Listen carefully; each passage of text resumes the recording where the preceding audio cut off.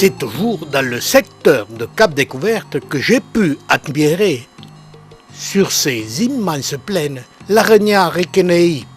Mais la difficulté, c'est de trouver ou de retrouver ce champignon, car il est de très petite taille et ne dépasse jamais les 2 cm de diamètre.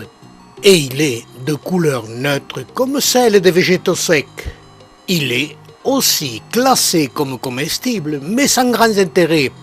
Il se développe sur des zones d'une vingtaine de mètres carrés, la plupart du temps isolés les uns des autres de plusieurs centimètres. Et ils sont rarement groupés et accolés les uns aux autres. Ces prairies de Cap-Découverte sont intéressantes pour plusieurs raisons.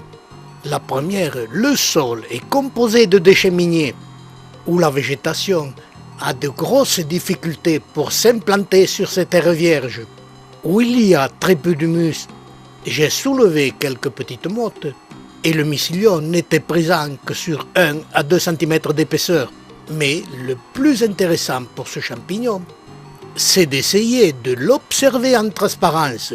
Et là, il donne de superbes images qui laissent voir toute la structure de ce champignon.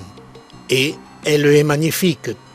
Ce champignon, je l'ai observé surtout en automne. Il reste présent très longtemps et par son apparence caoutchouteuse. Chaque sujet avait une durée de vie de plus de 15 jours et je n'ai pu qu'avec grande difficulté apercevoir la fin de vie de ces champignons.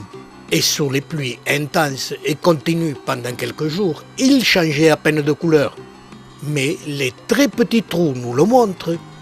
Ils sont quand même dévorés par des larves de tout petits insectes. Ces larves et l'excès de pluie finissent par neutraliser la beauté particulière de ce champignon.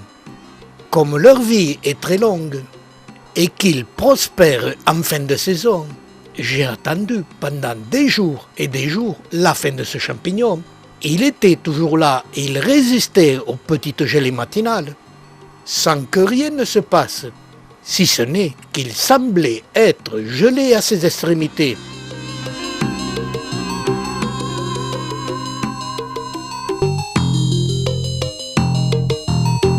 Et puis un jour, au mois de novembre, quelques grosses gelées se sont présentées et ce champignon n'a pas résisté.